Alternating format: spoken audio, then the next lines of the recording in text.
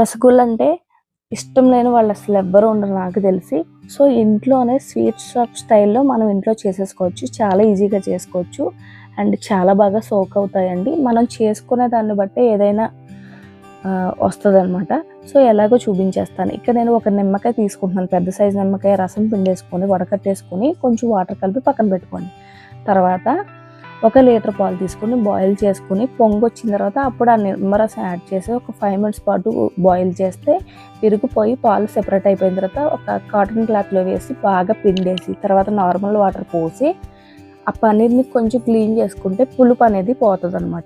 ఆ పులుపు పోయే వరకు మనం ఒక 2 సార్లు నార్మల్ వాటర్లో క్లీన్ చేసుకోవాలి. చల్లటి వాటర్ పోయండి. అప్పుడు మీకు పన్నీర్ అనేది పర్ఫెక్ట్గా వస్తుంది అండ్ బాగా పిండేసుకోవాలి. చెమ్మ అనేది ఉండకూడదు. తర్వాత నేను చూపిస్తున్నట్టు మణికట్టుతో, చేతి మణికట్టుతో ప్రెస్ చేసుకుంటూ నీట్ చేసుకుంటూ చేయాలి. అప్పుడు స్మూత్గా వస్తుంది. నాకు 20 మినిట్స్ టైం పట్టిందండి.